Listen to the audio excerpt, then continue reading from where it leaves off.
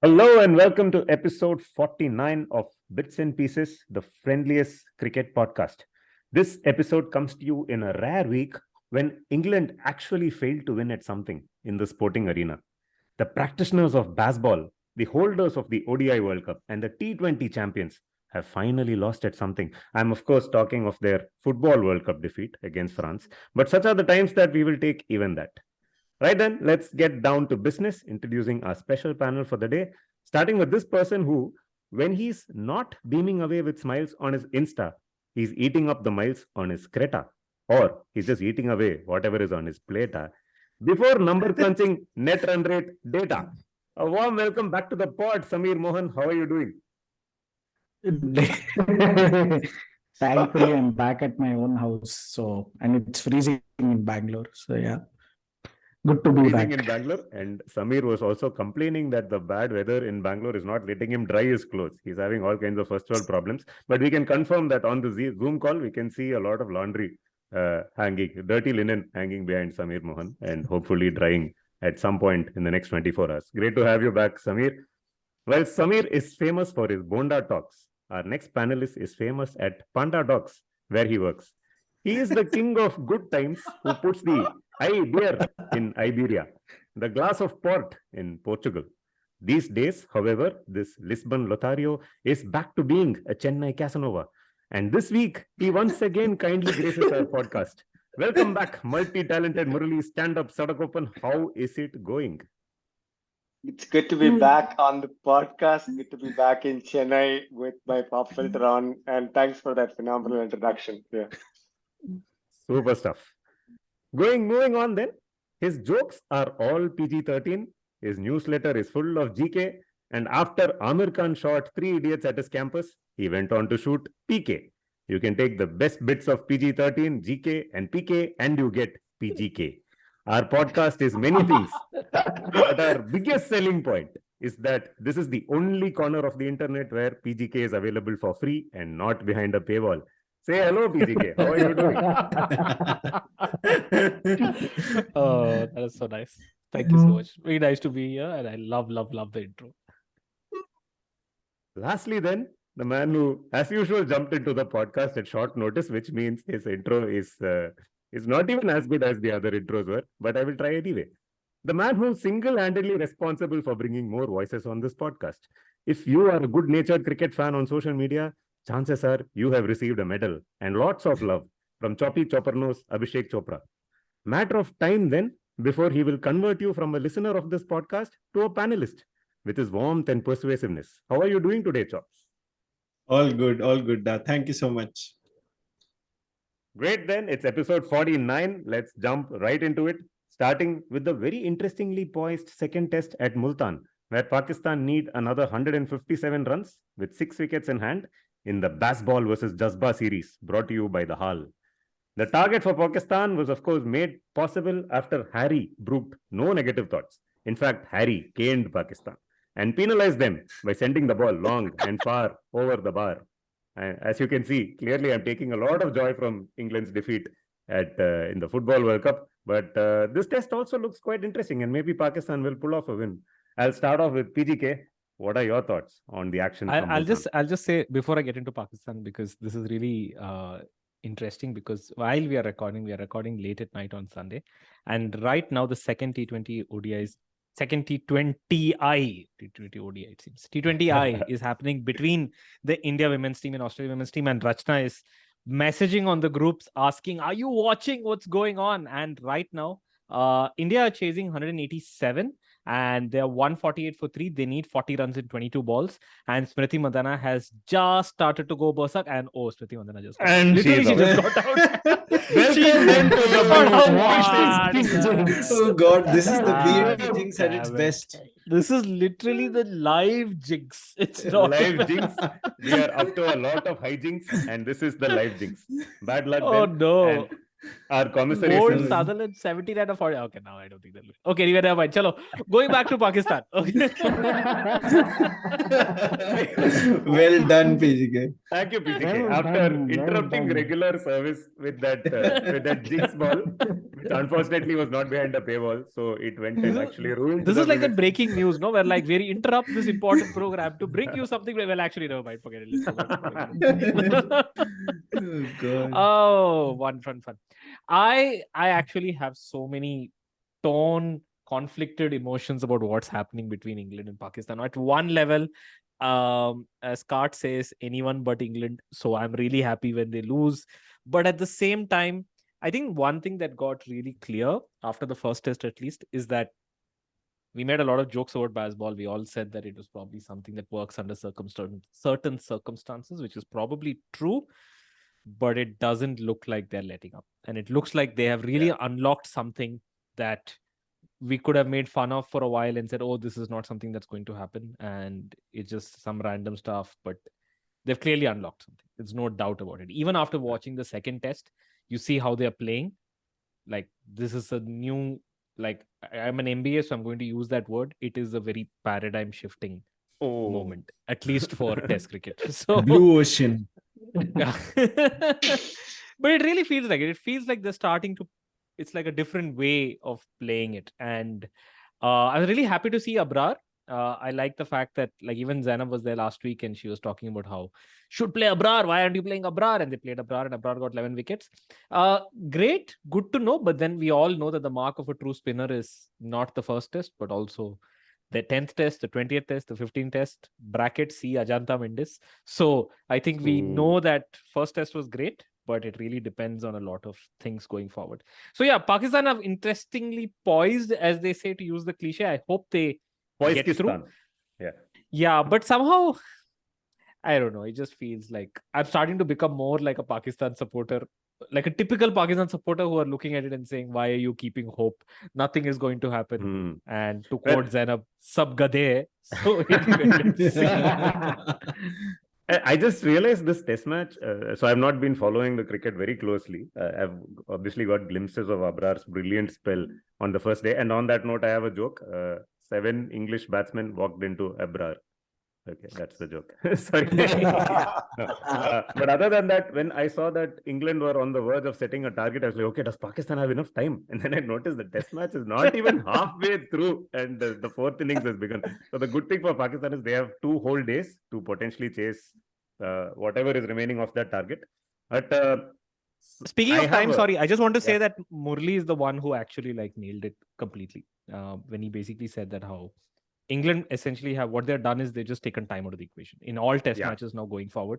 That's the gameplay, which I thought was like a wonderful way to talk about what has fundamentally changed more than anything else. I have a question, a trivia question for all of you on the panel. Whoever can tell me what the sequence is. Ben Stokes, Brendan McCullum, Adam Gilchrist, Chris Gale, Jacques Callis. What is the sequence? Sorry, can you repeat the names again?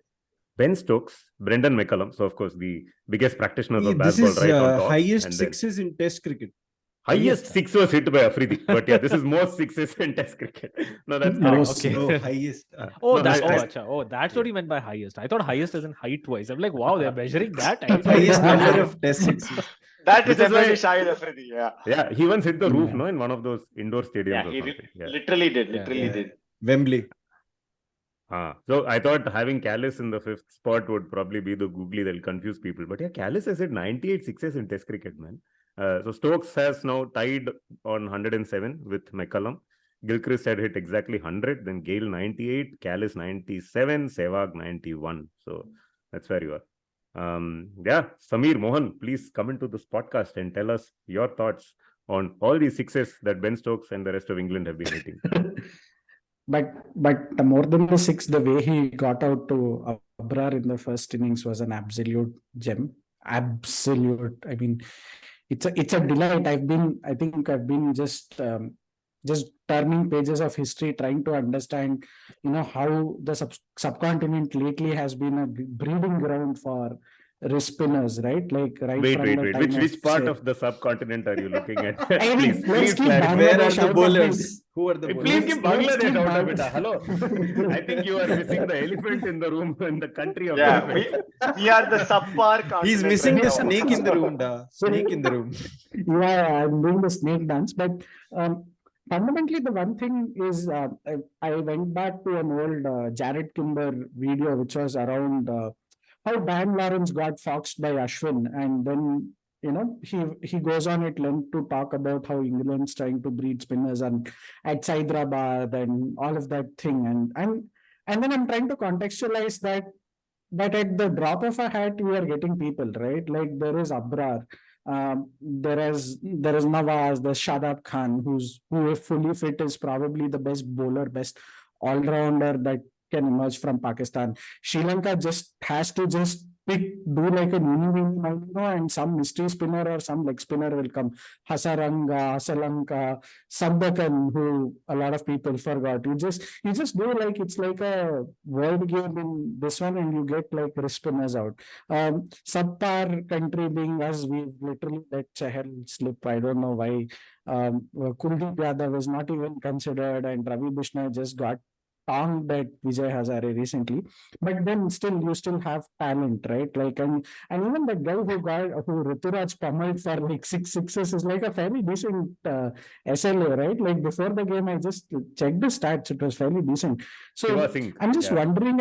Shiva Singh, yes. His I'm just SLA has got wondering ruined that- by Ruturaj, has to be said. But yeah, go on. Yeah. But I'm just looking at this and I'm just thinking, oh wow, what a generation it is, what a time it is to be a fast bowler. And then previous test Naseem Shah happens, and my first thought is, okay, where are Indians doing this, right? But keeping that aside, absolutely brilliant performance from Pakistan, especially after what happened in the first game. Absolutely, like how Murli said, maybe time was a constraint. Pakistan were trying to buy time in the game. This time they can't so much. I also love how Imam played till the time he just got out, like Jack Lee just prized the wicket. I would actually put that wicket to the pitch as well. So yeah, it's very interesting what tomorrow's second session will start to play, because I just went back, and 2004, same stadium was when Sehwag hit 309. I think end of third day, Sachin Tendulkar turns up. Pakistan were going well. They were absolutely like motoring along. Sachin Tendulkar turns up, bowls Moeen Khan around the leg, sets up for an absolute India performance. Can you tell me what 157 happened runs, next ball after Moeen Khan got out? the day ended. It was, I think, the but that last was ball the of day. day 3. Correct. But That then what was the happened? day. First ball of day 4, I believe Abdul Razak got out. Or was Yeah, that I the think first ball of the same day? Yeah. no, I think it was the third or the fourth ball. Please correct me if I'm wrong. We will check the Interesting scorecard, and if anecdotes. we are wrong, we will edit this part out of the podcast. If not, we will put it in show notes. Yes. But 157 from 157 runs, 6 wickets in hand, five So who and a will half win? sessions at best. So who will win? I'm putting my Okay, you tell hat who will on win. Pakistan. I'm calling All right. it now. Pakistan, I think, Okay. have done enough. If Saud Shakil negotiates the first session tomorrow, I think there is a chance. Murli is shaking his head He vehemently. is vigorously shaking his head. No, absolutely not. No, there is a lot that's going. There's not just data that's going against them. First of all, I tried to look at what are the average scores, and then I saw this beautiful stat that said the grand total of tests played at Multan are 5. And I was like, what? how can I go back and compare data points for this? Because the highest chase score probably is the only time somebody played a 4th innings in this 5 tests. Yeah. And the greatest part is nobody from this entire Pakistan team has ever stepped inside to play tests. The last play test was in 2006. So nobody has a clue how to play here. But all of that still being said, I think there is some amount of resilience, teeth, and pure grit that is with the England team that I don't see happening with Pakistan.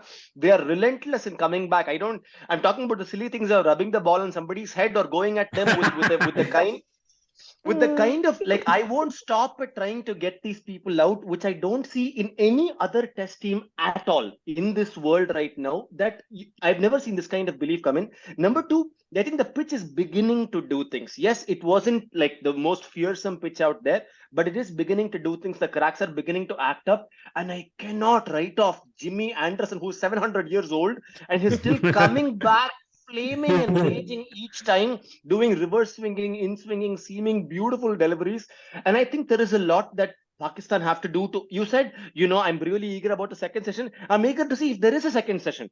I don't even think I don't think a second session is on the cards because Pakistan have a lot going against them. And to think these are fairly, or I'm not going to. Will Jacks is not Sakleen Mushtaq, man, but he's still coming and bowling like he really wants to extract something out of the pitch. He's testing them, and like I put on the WhatsApp group earlier, I think there needs to be a counter-attacking mentality to write off 30-40 runs off the deficit for them to say, okay, I'm closer towards the 150 runs that I have remaining. I don't see that happening from Pakistan, especially with Saud Shakil and with Imam ul Haq going at the kind of way they're going. I had a chance. With Imam gone, I don't think so. Sorry, Nathan. Yeah.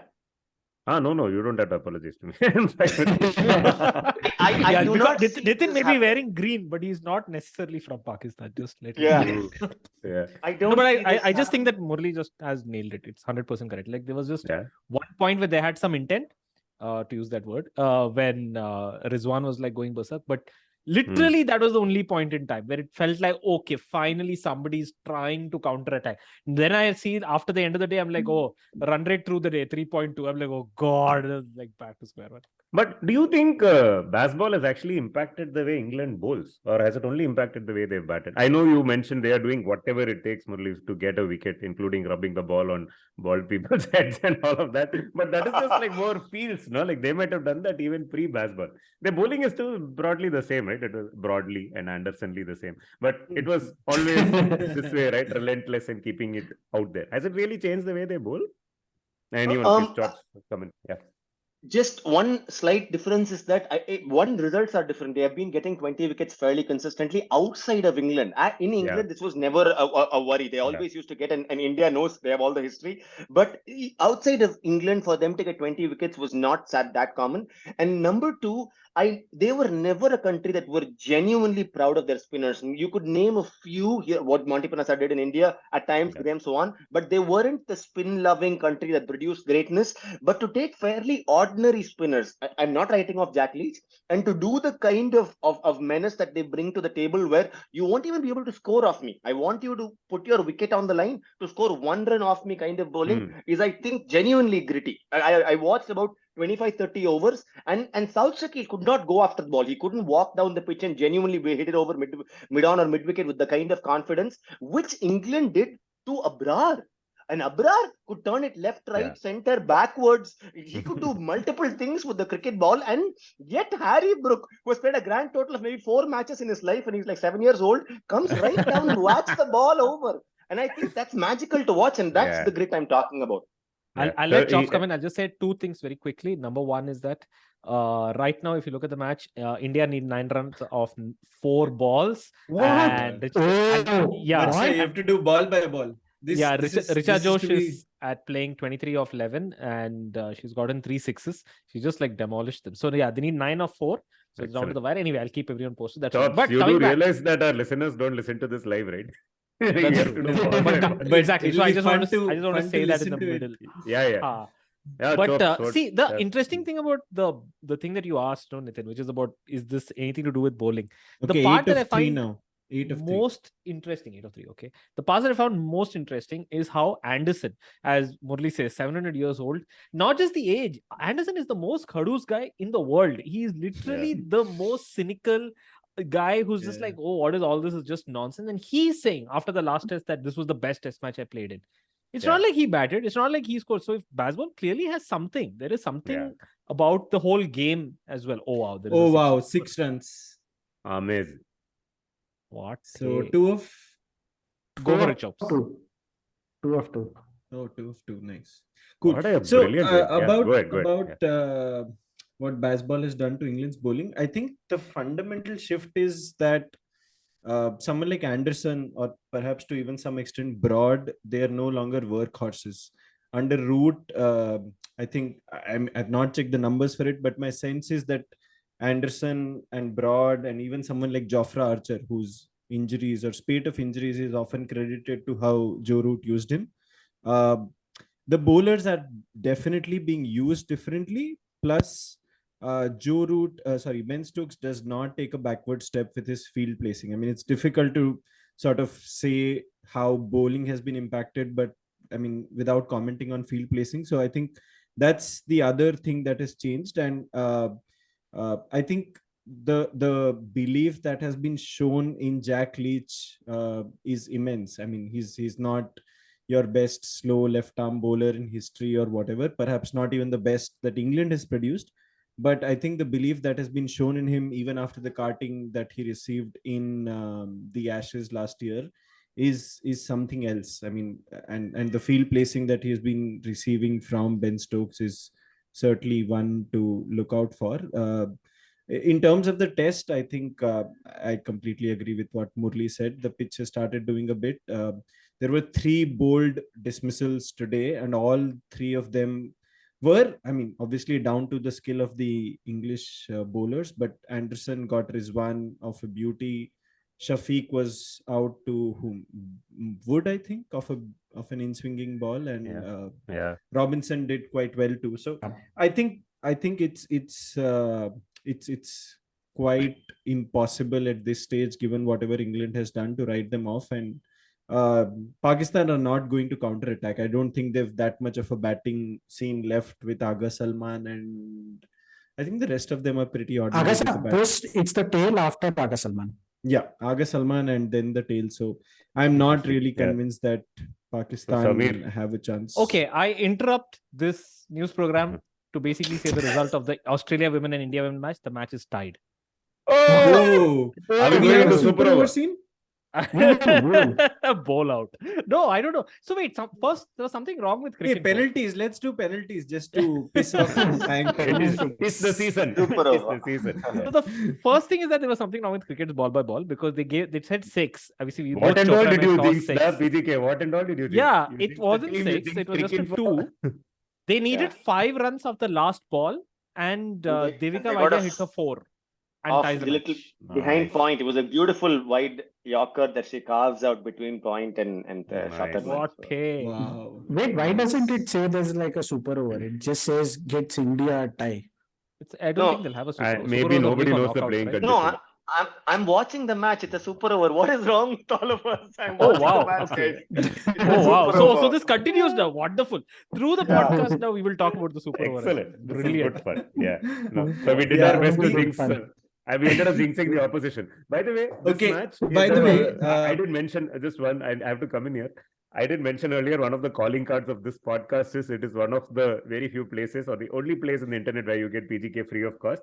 This also is one of the few places where you can follow this match free of cost. I don't know if you guys are aware, there were people trying to get into the stadium to watch this India-Australia game, and the gates were shut. They only sold a few tickets, I assume, and they said, sorry, no more tickets. Tickets sold out. I'm sure it's not possible. Very typical. Okay, does anyone know that Multan actually has 2 men's test venues? And what happened in the other match that happened in a Multan test venue? Tell us. Go ahead.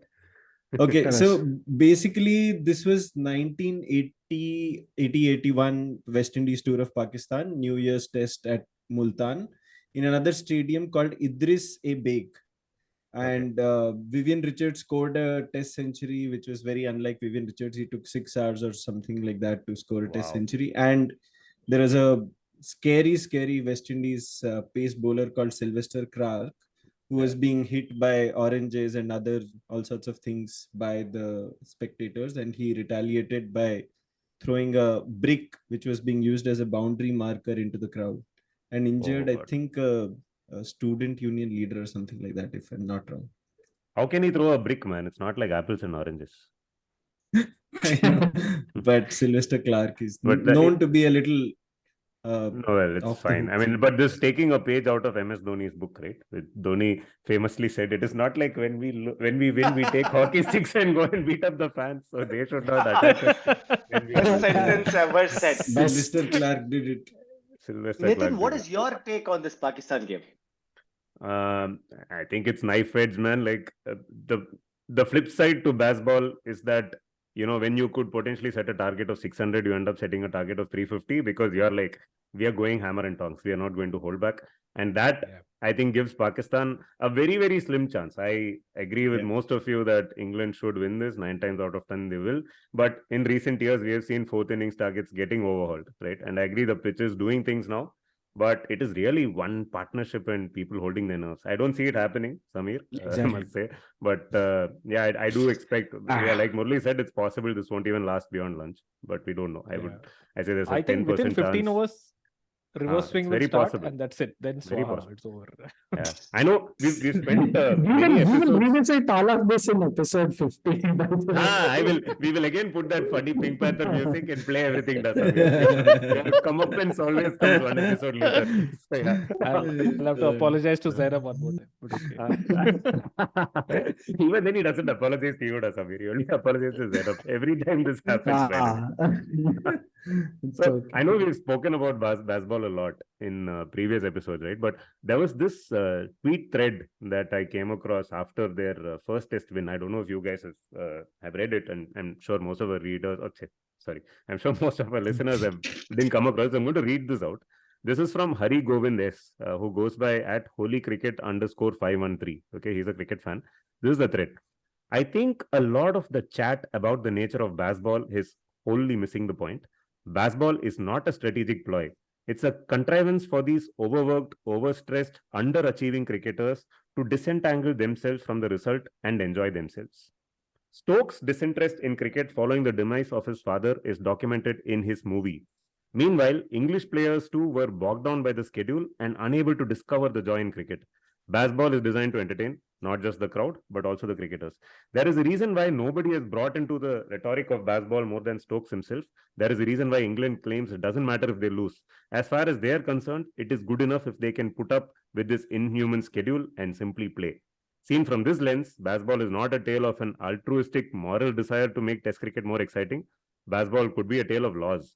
Baseball could be a tale of rediscovery, of redemption. And that is more titillating than certain obviously untrue narratives. I thought it was very interesting, right? It does make Sorry, Test cricket can I much just more interrupt and interesting to basically play. say that Elon Musk just announced today that he's changing the Twitter character limit from 280 characters to 4,000 characters. So you are actually, this is how we actually might be reading tweets going forward. That long speech that you gave, this is one tweet going forward. Yeah. This is going to stop the horrible threads that are going around. Absolutely okay with it. But the best part of those threads is after 25 tweets, they link back the first tweet. I'm like, this is an endless loop. You can keep reading the same thread. I was just seeing, since Murli mentioned it, I was just seeing the previous tests held in Pakistan, held in Multan.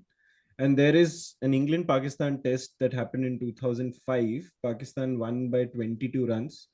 Trying to see. This is the Harmison running out in Zaman tour. Yeah, right? I think that. And Marcus Trescothick had a 193. And even then England lost, man. Yeah, it wasn't easy to win in the subcontinent. Yeah. So, but this is very interesting, right? And this is why the targets often are on the edge. Shoaib Akhtar. Oh, this is the test that I think Zainab mentioned on the group too. Shoaib Akhtar 3 wickets and Danish Kaneria 4 wickets. Correct. Kaneria spun out England once. I remember that. Yeah. But that's the thing, right? Even if you look at the fifth test, the infamous fifth test against India, right? The way England batted in the first innings, I know we all came. Oh, that is the first test, one-off test, right? That one-off test. Correct. Revisionist history. Episode 50 of Revisionist history. Yeah. Even there, if you remember the way Stokes got out, for instance, in the first innings, etc., it was a crazy shot, right? Like completely not keeping with context of the game. Maybe England are playing to have fun, man, not to win, right? And in the process, they're just completely muddying the puddle for everyone else, making it tougher for them to compete with them. And the problem now with, you can't bowl attritionally to England anymore. That really is what has changed. You have to keep bowling for wickets, because if they bat for half an hour, they're going to take the game away, right? It's a team full of Sehwags. So let's see what happens on day 5. Lots It's of a team sixes. full of punts because this is what we said to defend Pant. We said he's going out to have fun, allow him to do what he does best. Yeah. He'll give us a chance to win. They have an entire 11 that's willing to do it relentlessly. Ollie Pope is scoring at 100 strike rate. What is going Yeah, on with dude. this world? Even people in England are like, oh, Ollie Pope can't play spin. Okay, people in England on English pitches, they're like, he can't play spin. Yeah. Nonsense. Because Yeah, he wants exactly. to only last 51 balls and score 51 runs, and that's a beautiful target to go after. Absolutely. And I think Yeah. And also the reason why I'm disagreeing so hard with all of you is I even looked at this, right? We all are agree all with you, agreeing da. with you, da. What is this behavior? Except for me. Only for Samir. And I really wish I were wrong. But for them to even score 250 or 300 runs in the fourth innings in general in Pakistan has been very hard. In this test with this kind of a pitch, and the last wasn't even a pitch, it was just a tiled, whatever you call it. Yeah, it was a tiled floor. They took the Taj Mahal floor and laid it there. But now it's an actual pitch and it's tending to crack. I don't see them hitting 355. That's why I was so vehement about my belief system. I have a better explanation for the first test pitch. I remember there was this one tweet from some Pakistani army commander who basically put a photo of 3-4 Hey, you're highways calling it and a better explanation. Pakistani army commander. Okay, sorry, go on. So he put a photo of some F-16s landing on the highway. It was that. It was just a F-16. And yes, I will interrupt my own thought to say that India have set 20 runs in the super over. They Shit, managed to man. tie Yeah. 187. Multiple and sixes. this and is played really well. yeah. Beth Mooney is going to Super. come and bat, and she scored 80s, back-to-back 80s. I don't know. Australia shouldn't chase this, but let's see. Let's see what Hey, happens. Nitin. But wait. I go back to your F-16. I didn't understand what you said. What is the So thing? What are you the saying? F-16 it was a landing strip. It was a Ah. landing strip, and England managed to win a game on a landing strip, right? And see, that again comes back to the point that Test cricket has always been a game of attrition, right? It's been the once to pace and 36 of 174 balls, right? And with England doing this, it's just putting Shots the whole fired. world into the world into dizzy, right? know. Cheteshwar Pujara somewhere is having existential crisis. He's probably talking to his therapist saying, "Oh, listen, here's a clip from the first season of the test where there's this voiceover of Justin Langer saying this guy bats and bats and bats and bats us out of the game, and now that whole bats us out of the game has a new meaning. Now what do I do with my life next?" Right? Now you And just baz people out of the game. you just bash people. So what is the kind of now, Basquiat. what does test Sorry. what Go does test cricket no worries. What does test cricket become now when you've been told all your life that you have to play, you have to just grind out and you have to stay there, right? And weather the conditions. So that's I don't know what this is going to create. Probably a good look will be the upcoming county in how individual teams will approach their whole the county shield or whatever, and see what results come up, right? And then we can truly say that will be bash balls interesting to see. It'll be interesting to see if this now percolates to the way first-class cricket is played in England. Yeah. If it- No, so I've been So, reading and- about this Yeah. this England Lions scene, which again I'll point out is a very odd name for the A team.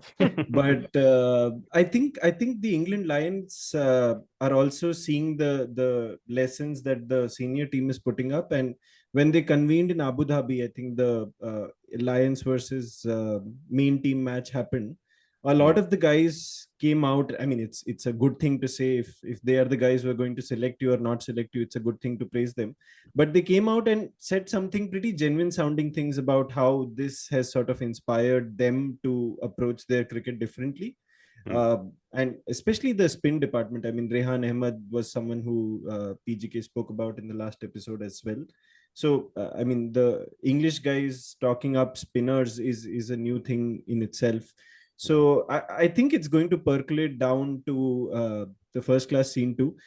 Depends on when they play their cricket. I mean, if they play that's in the challenge, right? early Because on summer, those pitches, exactly, these on those dibbly pitches, dobblies, it is wibbly very tough wobblies to are going play. to still rule. Yeah. Yes. Why is it that only the England A team is saying such things about the England main team? India A team has no respect for India team. India team has no respect for India A team. You know who is the spinner in the India A team right now that is happening in Bangladesh? You know who that lead spinner is?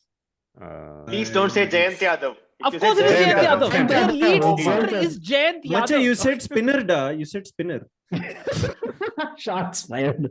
Oh man, I was like, and why does the Jayant Yadav keep coming back? He already played a test this year, also I think against Sri Lanka or Yeah. something. What is? How does he keep Dude, coming back in the before squad? baseball, there was Jayant Yadav who has a test 100 against this very England team. Do not speak ill of Yes. Karun Nair, Jayant Yadav, and other people who have been in the news recently. The relics from the past that India have brought back. I'm going to. I have interesting. Why is trivia here, Chahal guys. not playing? Why is Kuldeep not playing? I don't understand. Why are you playing Jayant Yadav? I'm not understanding anything what's going on. Dude, Chahal Chahal stopped never- playing first class for Chahal doesn't Haryana, have- da. Chahal Chahal doesn't play doesn't even play first class for cricket. Haryana. And Kuldeep is playing Huh. for India. Wait. Everyone will get a heart attack if they listen to the name they've brought back.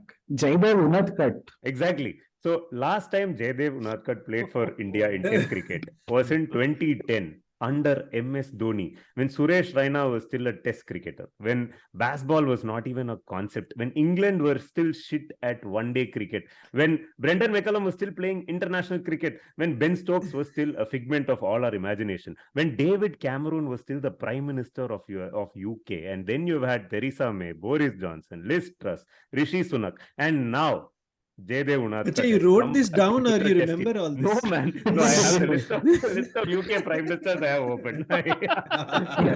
Still pretty good. That was a good monologue. Superb. Unadkat, man. Like, where did any of you see this coming? To be fair to the guy, he's had a good been first bowling class well, season. yeah. He's been bowling. Yeah. I don't know if he's bowling well. He's had a good first class season. There is a very big difference. Where are between the two. batsmen? Who are the batsmen? Let's go there. But he has the Ruturaj numbers. Gaikwad. As Samir No, would he's point out, played he has the well. numbers to back him. But Unadkat, guys, in Test 19 Wait, this 2010 test was South was the one Africa, that dude. South Africa refused to Callis chase, double right? 100. No, that was Callis 2014. 100. 2010 was when Callis got a double 100. AB shit, de Villiers older was than that. sweeping 360-degree sweeps of a left-arm seamer on debut in his teenage years, being thrust into the Test team. This was the Test match in Centurion, man, where Tendulkar took forever to get his 50th Test done, I believe. And then refused to farm the strike when he was batting with Srishant, and before the heavens opened up, and then India anyway lost the match because Srishant got out. I don't know. Whenever I think of Good Jaydev stars. Unadkat, I only think of Dhoni smashing with IPL. That's all that comes to my mind. It's like I think of that, and When I think of Unadkat, I think of IPL auctions. Bro. Every year he gets hit. The more he gets hit, the more he gets paid the next year by some other team. Right? Like, just keeps going up. It'll happen again. Now he's also Perverse an international incentive. player again, right? So, yeah.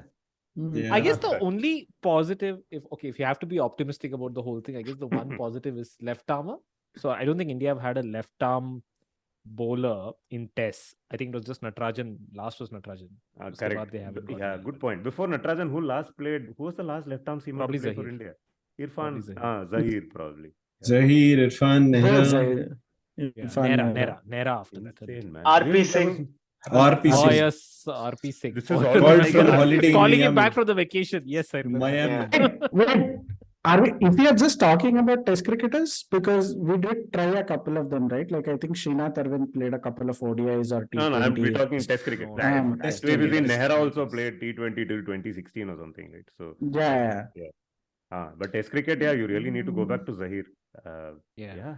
And I think he might end up playing He's- also, right? Unadkat might probably be in the 11 for the Test match against Bangladesh. Yeah. It's looking like Nice. it started. And see, the interesting part is it's coming a season where batsmen across teams, no boundaries, no filters, have just gone for it, right? Like Rituraj, Riyan Parag, everyone's had like a stellar season, right? And Unadkat getting 19 of 9 games, 10 games, and almost going to the final, right? Like I think almost winning the final, right? Like that's the thing. I think it was one.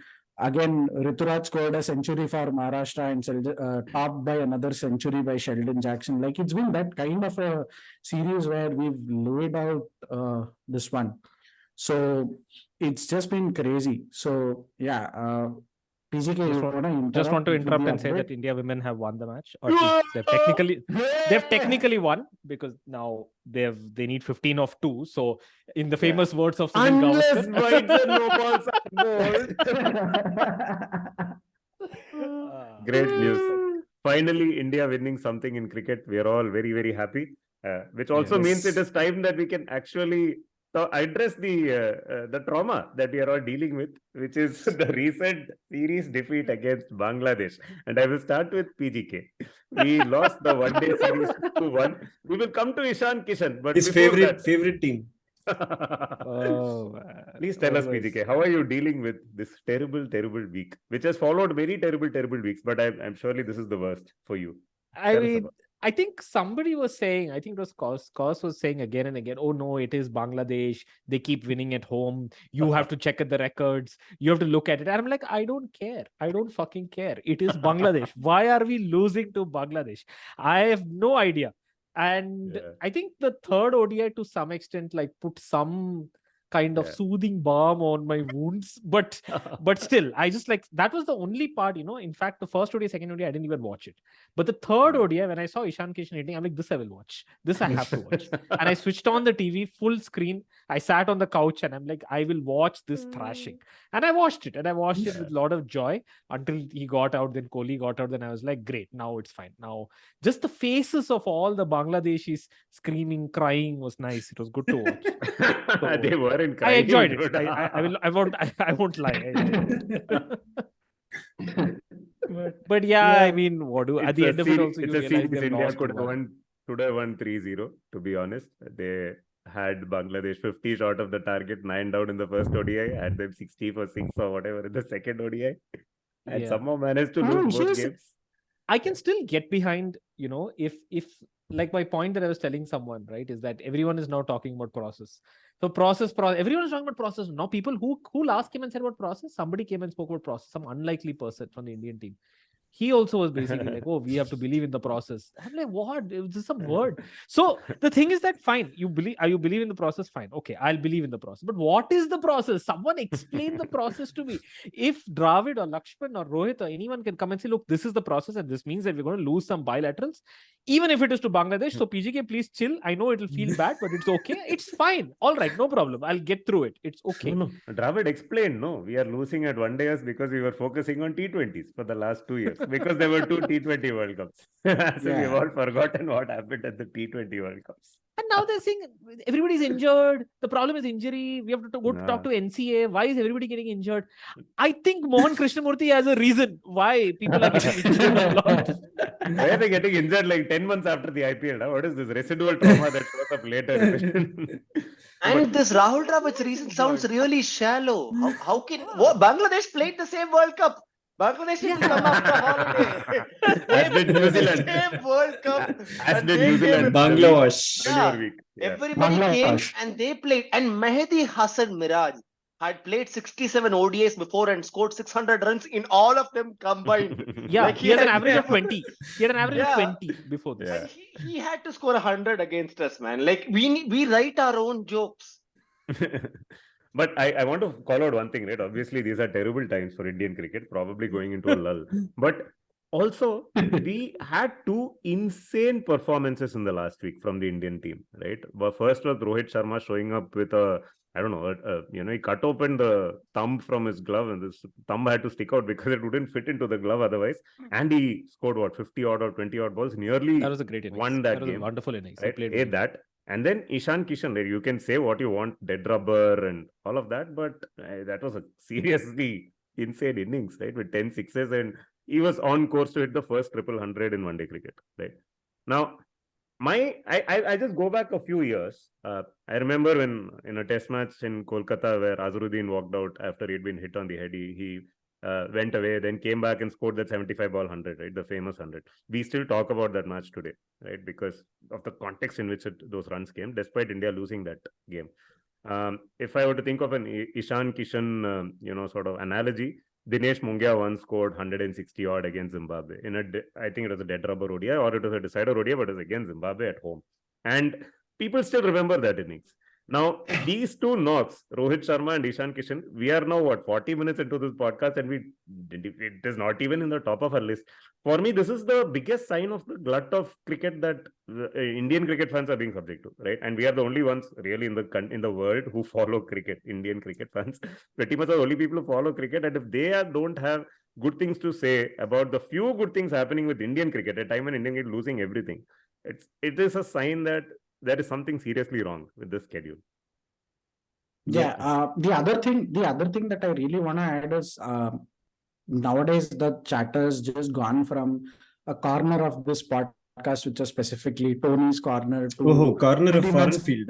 Corner of to pretty much some people on this podcast to basically out there, right? Like I think every second question that's being asked is what's happening with Sanju Samson, right? Like you cannot bench someone who has that insane ODI average. That's number one. And number two is crazily enough, right? Like you see the losses, you are just turning up against individual performances, right? Like Mehdi Hassan, great example, the first two games, right? Like Ishan Kishan turned up. One can argue that Bangladesh turned up against Ishan Kishan and Virat Kohli and whatever, but it's criminal if you are 69 for 6 and you don't win the game. You let someone score a century. Same with the first game when you almost had 100 for 130 for 7 or 8, and then you are like, this guy turns up and scores what, almost a 50 or something. So what are you doing to do this, right? Like you will obviously end up facing people with insane individual performances. Where is your process? Where is your plan? What are you is there any attack? Is there any common sense towards how we are going to approach an opponent, irrespective whether it's Bangladesh, whether it's some or someone, right? And the more I think about this, I'm just starting to feel that the NCA is a bit like Hotel California. There's just too many bowlers and batsmen checking in. No one's getting out from rehab. That's the reason why we have to get a Kuldeep Sen and Abhimanyu Ishwar and Jaidev Unadkat, and we are like literally fishing for the I have a theory actually. I have a theory. That's because all these people keep going back to the NCA. Even VVS Lakshman, who is in charge at the NCA, probably has got irritated and bugged, which is why he has requested the BCCI to become, assistant to the coach who will travel at least. You know who's the. By the way, you know who's the new director of NCA now? Ramesh Pawar. Excellent. Beautiful. By the way, speaking of Ramesh Pawar, let me just say something really beautiful is going on. India won the game, the India women's team, and they are actually doing a lap around the field. Okay, nice. And with the Indian flag. Just this is how much this win means to this team. That's a great win. And the thing is that when they're going around the field, like when you know that the men's team, when they do this entire lap around the team, there's like accompanied by like a huge support staff and cameras. Yeah, nothing. It's just like 8 women. Just literally 8 women just walking around like it's a college game, and they're with the flag and just walking around the game. Just what about the remaining 3? Well, I think the others are also around the head front, but it's just it's so nice to see. It's just a very excellent. But tell us about the crowd. How many people are there? Because the tickets were sold out apparently. I can see like I mean whatever shots I saw of the crowd, it just feels like the crowd is still there and they're also waving, and it feels, I would say, give it amazing ball. Very good. You can have a look. Maybe like 70-80% at least. Cool. Simply filled. About 50 to 60% occupancy of sorts, if I can put it that way. Yeah, enough people. You can pretty see good, people man. in the crowd. Yeah, it's not Achha, empty. this is DY Patil, no? This is, I don't know where this is. Yeah, this is DY Patil. Yeah, DY Patil. It is DY Patil. Yes. If this is, for any other ground, I will stick my neck out and say this is a good crowd, but DY Patil, this is 35-40% at best. IPL crowds, you have like people in the rafters. It's a good crowd. Lots of people, man. You can see it in the background. And I think it's also partly because, genuine cricket fans, Indian cricket fans want something to get behind, and the men's team is not providing that right now. I'm totally fine if that is what means that they're going and watching women's cricket. I hope the women's team continues to do well while the men's team is doing badly. It will give them great attention. And very nice. Yeah. Just I don't want to make a mountain out of a molehill here, but so Ishan Kishan got out when India were 305 in 35.5 overs, which means 14 overs left, and and then they didn't actually score. You're right. Yeah. Washington Sundar, these are our finishers being tried out right now. Washington Sundar 37 of 27, Akshar Patel 20 of 17, Shardul Thakur, 3 of 5. In fact, after 43 overs, you had Washi and Shardul batting, and I thought there's a genuine chance India won't last 50 overs, despite one double hundred and 100 being scored, right? So Seriously, everything about the team is currently broken. The There's no irony of this question about ODI team is that we can rant about all of these things, but we also know this is exactly like the T20 before the T20 World Cup. We said that, oh, you can try out all these people, but we know like 10 out of 11 spots. So you're all just fundamentally just trying to check out one spot. So look at the order. So it's obviously it'll probably be Dhawan. So it'll be Dhawan, Rohit, followed by Kohli. 4, they have to play Iyer now. So 4 is Iyer. Captain. 5 is the one spot that the captain. they have to play the vice captain. Okay, which is your KL Rahul. Hey, Right. also the test captain now. Also the test captain now. Yeah, we'll come to that. He'll Okay. probably be the captain at the World Cup, Macha, by the way, at this rate. So 5 is KL. 6 is Pandya. 7 is Jadeja. Sky. Where is Sky? Where are you going to play Sky? Only Yeah, under those- lights. You can't play Because Sky. So that's what I'm saying. So We will your get there. spots No, are all don't taken. worry. Who will you Injuries replace are- here? Injuries are coming. Don't worry. Ah, You'll have more people. then okay. They will have people getting injured. Okay. By the Everyone way- will watch from NCA, so it's fine. This was Australia women's first loss of 2022. Man, what a team. Insane, man. Insane. First loss of Insane. 2022. Yeah. And Just that too, they absolutely. lost the super over. Super over, yeah. Exactly. So coincidentally, Insane. with Unadkat coming back into the team and Ishan Kishan scoring a double hundred, it prompted Karun Nair to tweet that requesting cricket and life to give him one more chance, which I think was a bit poignant. I did Nice. think of Yeah, Karun Nair yeah. when Kishan made his double hundred, right? The 300. It was also I think a call out to Unadkat's tweet. Unadkat had tweeted 2-3 years ago, just before the lockdown, when he tweeted a red ball picture and said he wants one more chance at it. And he's got his chance. Hopefully he'll get in the 11. I mean, deserved or undeserved, we don't know, but I mean, these Good luck to fair Yeah, game. yeah. Good luck to him, and I mean, anyone who can show up and do well for India right now is welcome to join. Left arm Absolutely. Yeah. We will There is not also a jinx new guy called Saurabh Kumar who's come in. He's left arm Yes. slow, I think, trained by the likes of Bishan Singh Bedi and stuff, who's also Yeah. been capping 40, 50 odd, wickets season after season. So I think there is good talent coming in, but Sorry, Saurabh Kumar is the third backup to Jadeja. So Yeah. it is Understudy Nobody after has understudy. Jadeja, Akshar, then after that comes Saurabh Kumar. we don't know what happened to Jadeja. Like, I don't know if his injury Putting was that he cut election, himself no. in half or something. Yeah, he's been gone for ages. It's very sorry to see this team. Instead And of you know what? selection, he's putting election. The S is silent. The S And is we won't be silent. surprised if we lose one test also. Like, it won't even be surprising. We're like, T20 we're losing, ODI we're losing. Safe to just lose the other format also, just to keep it like, efficient all across the board. Because we're not performing anywhere, and I'm really worried. And and they'll say, we haven't played tests in a long time. We were busy preparing for T20, and we got confused with ODIs. Suddenly they gave us a test. We don't know what to do. We wore Hey, colors but by mistake. You were also. batting like test format in ODIs and T20s. No, what is there? The day India loses that test match against Bangladesh, I would want cameras on PGK to see how he deals with that trauma. That will be something. Dude, it's like Yes. that I cannot watch. But I think they have to win the test, right? If they want any chance of WTC, or is it out? Yeah, no, they Who have cares to. about They have WTC, to, man? must win, Look at must win. England. No WTC, no nothing. They're playing their own thing, right? Must They win. keep the table also doesn't make any sense. England are like in the bottom of the bottom half. I mean, all of this is fine. I mean, Australia is going to come to India and thalp us, I feel. Look at Marnus and Steve Smith. I mean, these two Yeah, are just wanted to ask that question earlier also. What test bowling attack right now in the world do you think can stop baseball? I mean, Australia is the only one. South that comes Africa to did mind. right. South Africa did right in one test. South Africa. it's a combination of bowling attack and conditions. You have I to would pick say both. Yeah. The current South African attack in South Africa would pose a good. I mean, but even as I say it, I remember Ben Stokes scoring that double hundred the last time, which was a crazy innings pre-baseball era also. So I don't know, man. I India mean, in India, Chennai, yes. Chennai with Ashwin, Akshar. Yeah. Well, Yeah. again, Ahmedabad. Ahmedabad with pre-baseball, Akshar. they won a test match in Chennai, right? So Yeah. there you That's go. true. That is true. But the next, I mean, I'm getting into the English trap here where they talk about the Ashes all the time. But the next Ashes series looks mouth-watering right now. Yeah, absolutely.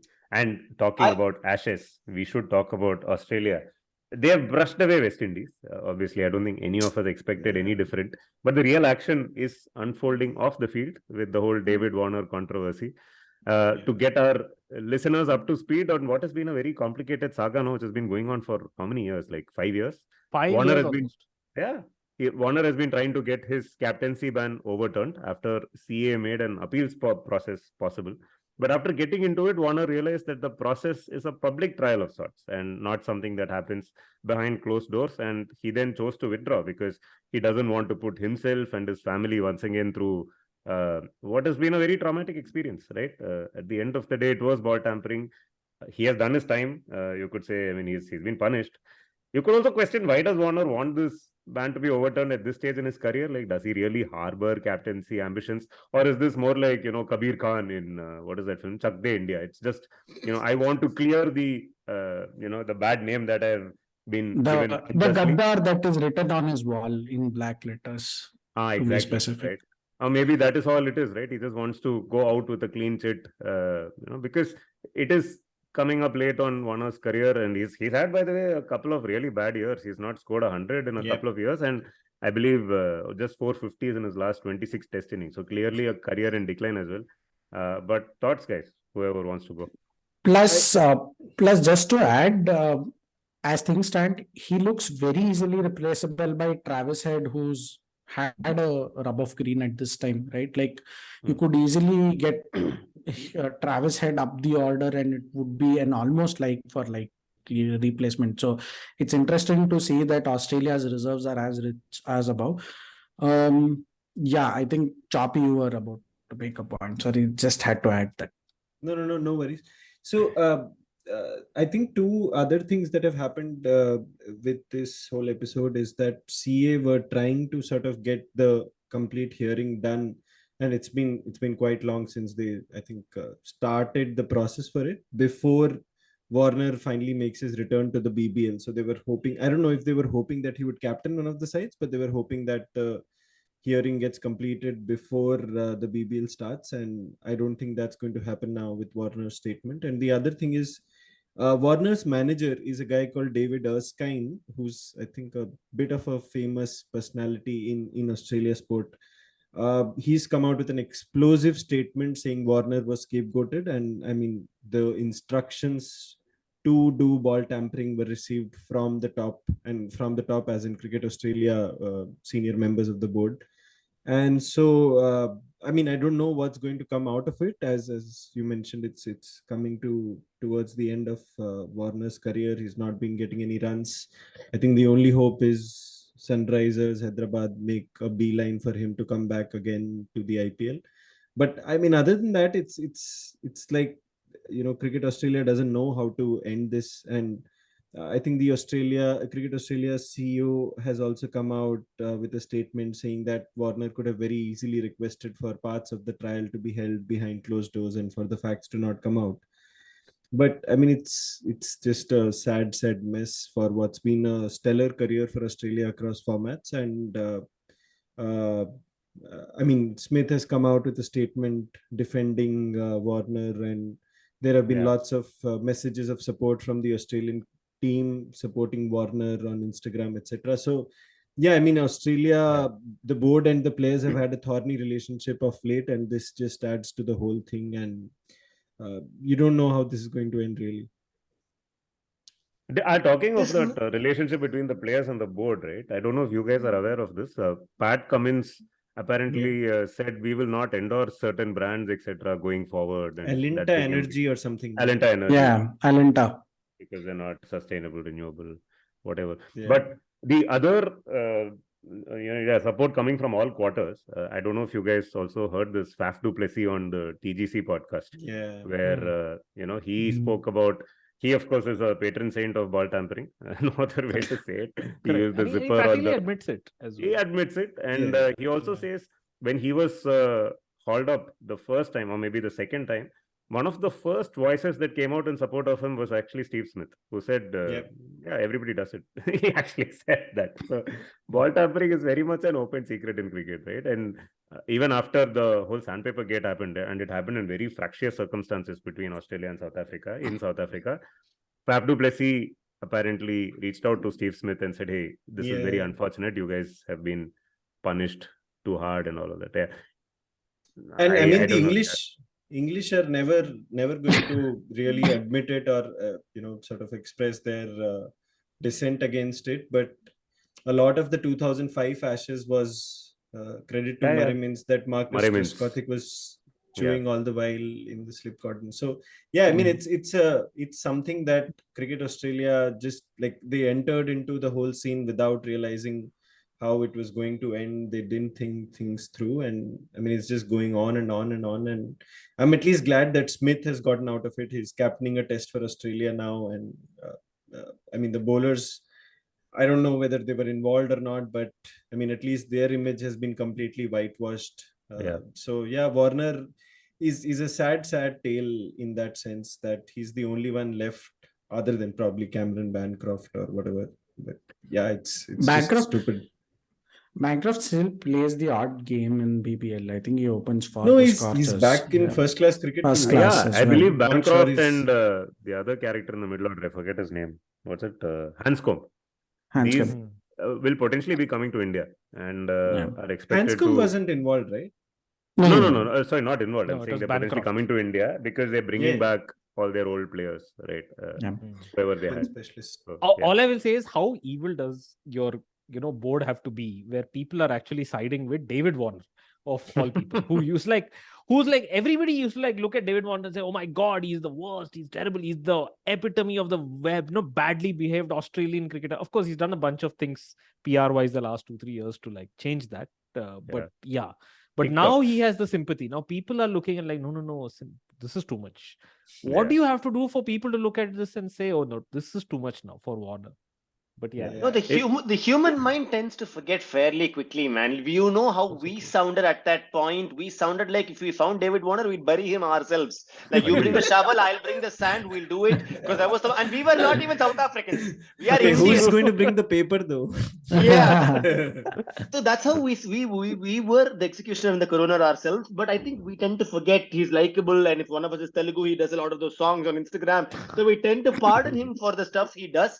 But I don't think their whatever legal system was ever looking to pardon him. To them, they really needed to show him as that guy who suffered for the whatever he brought to their name. Yeah, he was their fall guy, and they didn't look to drop that ball. It's not like they suddenly became assholes today. They forever held their guard of you are never going to be treated the way you were treated before. What you did was wrong, and we will chastise Which is you not for done it. yet. Yeah. I think you punish people and you move on. I mean, this is not done. No, this frankly. also goes back, Murli. This also goes back to the fact that Warner was one of the most outspoken guys when the last pay dispute between Cricket Australia and the players happened. So, I mean, he's I don't know if he's paying for that or it's something else. But you're right. I mean, it seems they had an agenda against him. I remember one thing, right? I don't know about Stephen Smith or Bancroft, but I remember the first ever interview Warner had. He couldn't say the first 2 words, man. He was breaking down and he was completely in shambles. Like, I don't know why I did it. I genuinely regret it, guys. I don't like he wasn't defending himself. He was like, I know I made the worst mistake of my life. And a full 30-year-old man wailing out there, I knew he had done wrong. And for him to suffer nearly 8 years later, I don't think that's fair. But for me, and I think another thing is this has Cricket Australia also saying I don't think that's fair. It's just the legal system that's completely sitting and hammering him to the wall. It's just very sad to see. Look, I just want to make this point. This could not have come at a worse time if you're either an Australian fan or a CA board with entirety of the pay disputes and the whole world looking at you and you having like this huge multi-billion-dollar contract negotiations at BPL, right? Like Australian cricket, even though there might be juggernauts on the field, but they are not, right? Like I want to go back to that first season of the test on Amazon Prime, where the Prime Minister himself is on record admitting how deep Australian cricket is, and that it's either the bouquets or the brickbats, and in the worst possible way, right? Like if you are someone who's playing for Australia today, and this couldn't have come at a worse time, right? Like Australia don't have anyone today outside of say a Pat Cummins, whatever, they can call as a hero who's bankable enough and can get the fans driven outside of an India. And this whole PR has kind of played onto their faces. They need a David Warner as much as a David Warner needs a captaincy. Maybe one can say that he's gone philosophical and says that, oh, I don't want captaincy today. But CA at this precarious position know how BBL itself is being sidelined, it's being marginalized, and they don't want their people giving up BBL contracts, waiting, getting injured, whatever, but yet playing in IPL, playing whatever, right? Like they need all their homegrown stars to come in. It's probably a lot of power dynamics that's at work between multiple boards, and CA wants to be this thing where it also needs the sponsors. The whole Alinta Energy fiasco is another, probably a whole podcast to discuss, right? Like it's at this delicate time, right? Like, I mean, we can argue about human mind, we can argue about anything, but the only thing that I think and I wish for at this point that happens is you have one of the strongest player negotiations and the player union that is there, who can bat for you, who can be vocal and outspoken. And I see this as a message that to say that, your players union can be, but we're going to have this our way. I think it's just that. And what's going to happen is you're going to see some ripple effect, some second order effects after, say, the Australian summer is over. And I am calling it here. January, you're going to see some sensational announcements from them. You're going to see heads roll. We could tell that about multiple teams. But before we close out this podcast, guys, since we were talking about ball tampering, personally, what is your take on ball tampering? I feel you should allow, this is my take, I feel you should allow bowlers to do whatever they want with a ball, and you allow them to change the ball at any point, or rather, I'm thinking on the fly here, allow the bowlers to do whatever they want with the ball, but allow the batsman to change the ball at any point in time after X number of overs. And you can decide what X is in a test match. It could be 40, it could be 50, whatever. So between X and 2X, let's say. So between 40 and 80 overs at any point in time, the batting team gets to decide whether the ball should be changed or not. That's the way I would go. I mean, if every team is doing it and it's something that's so tough to legislate, why are you even trying to legislate it? No, but Nitin, I'll ask you why. Why, right? Like you have batsmen carrying bats the weight of like deadlifts, right? You have everything that is skewed towards them. You have T20s to ODIs to probably test and everyone playing baseball and right. So you're agreeing with me, I guess. No, I say don't even mention. You don't make it illegal. I understand and let people tamper, right? Like you will obviously replace the ball after 80 overs, right? The degree of ball tampering, let it be discreet. Does it have to be specified? I mean, no, I mean, everyone knows that there's a certain specified weight that a bat carries, right? But it's something that's not discussed at length as compared to, say, a ball tampering, right? It's not something that's discussed. How is that related to ball tampering, Samir? No, Why is like I'm- some random thing you're bringing from somewhere else? I think Like, Samir's bats are point, big. I think I can interpret what Samir is trying to say. He's trying to say okay, nobody yes. talks about this person's bat is 2.6 kilos, that person's bat Exactly. is 1.8 kilos. Sure. Similarly, nobody should talk about this ball is very scuffed up. Yeah. That ball is shiny and red and pink and peach. Yeah. or whatever. My take is pretty straightforward, which is that you're not allowed to no destructive tampering, but you can do quote unquote constructive tampering, if that makes any sense. Which means that Again, if you want to use You want to mints paint and this the thing ball and some- sunscreen, be yeah, my you guess. want to do whatever you want to shine one side, you shine it on Jack Leach's head. You basically rub this thing on it, rub it in your crotches, rub it in your groin, put saliva, do whatever you want. I think most of it is just a placebo thing, but fine, you want to shine it, use whatever external thing you want to Saliva shine. got banned, no? Because Yeah, they that's found true. out with But they data. also tried to ban like mints and all that. No, it's fine. Use mints. Yeah, it's okay. Do whatever you want. But just don't the destroy problem the ball. is then you also tried to legislate against fielders throwing the ball into the practice pitches on a bounce. Like that, for instance. Now, what is that? Is that part of the I game? mean, that you Is that- can't do much about. I think those things. I know, but they are the fielding teams have actually been asked That's not true. to. That's throw, true. They don't. right? They So- suddenly they forget that they can throw the ball on the full, and their shoulders are not that strong. That's true. I do agree. Which That they will happens, always but I do think- because they can, right? It is my point is ball tampering is so difficult to legislate. That's the whole point. It has been going on forever. Faf du Plessis and Steven Smith have pretty much said that every team does it. I think Virat Kohli and team in South Africa also indirectly had to say that because they were saying, yeah, things happen with the ball in this country and the camera is trained a certain way. There's clearly so much of cloak and dagger around ball tampering.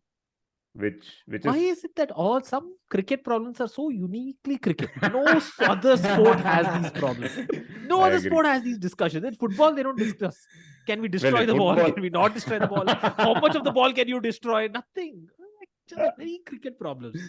Hey, Football maybe has they its have own it in problems. ice hockey. I don't know. This It's puck true. is sticking a lot. Ice hockey. Yeah. But yeah, no, I mean, my take is that if you want to pick the seam, scuff the ball on the ground. I mean, I've literally known that there were teams who used to do it, rub the ball on the ground and just make it ready for the spinners because India didn't have pacers back in the day. And I mean, Kumble, do they we have had them Kumble. now?